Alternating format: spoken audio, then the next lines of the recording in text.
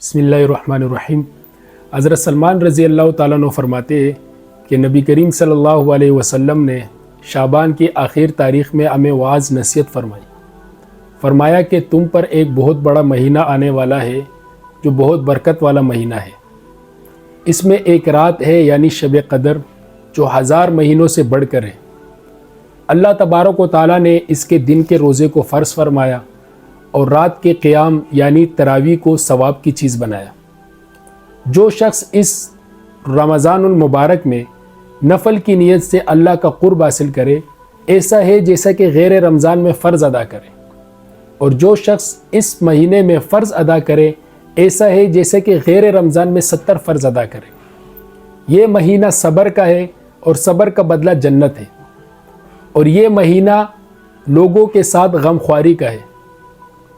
جو شخص کسی روزہ دار کو افطار کرائے اللہ پاک اس کو گناہوں سے مغفرت اور جہنم سے خلاصی عطا فرماتے ہیں، اور اس کو روزے دار کے ثواب کے مانند ثواب ملتا ہے۔ صحابہ کرام رضوان اللہ علیہم اجمعین نے عرض کیا، اے اللہ کے رسول صلی اللہ علیہ وسلم، ہم میں سے ہر ایک یہ طاقت نہیں رکھتا کہ کسی کو روزہ افطار کرائے۔ آپ صلی اللہ علیہ وسلم نے فرمایا کہ یہ پیٹ بھر کر کھانا کھلانے پر موقوف نہیں، یہ تو ایک کھجور کھلانے سے، ایک گھونٹ پانی پلانے سے، ایک گھونٹ لسی کا پلا دینے سے بھی اللہ تبارک و تعالیٰ یہ ثواب عطا فرماتے ہیں۔ اس کا اول حصہ رحمت ہے، درمیانی حصہ مغفرت ہے، اور آخری حصہ جہنم سے خلاصی ہے۔ جو شخص اس مہینے میں اپنے غلام خادم کا بوجھ ہلکا کرے گا اللہ تبارک و تعالیٰ اس کے گناہوں کی مغفرت کرے گا، اس سے جہنم سے خلاصی دے گا۔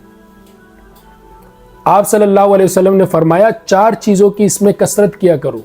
2 چیزیں تو اللہ جل شانہ کی رضا کے واسطے، 2 چیزیں جس سے ہمیں چھٹکارا نہیں، اور 2 چیزیں جو اللہ کے رضا کے واسطے ہے وہ ہے کلمہ طیبہ اور استغفار کی کثرت، اور 2 چیزیں جو اپنے واسطے ہے وہ ہے گناہوں سے مغفرت اور جہنم سے خلاصی۔ اور آپ صلی اللہ علیہ وسلم نے فرمایا کہ جو اس مہینے میں کسی کو روزے دار کو پانی پلائے گا اللہ پاک قیامت کے دن اس کو میرے حوض کوثر سے پانی پلائے گا، اور جنت میں داخلے تک اس کو پھر پیاس نہیں لگے گی۔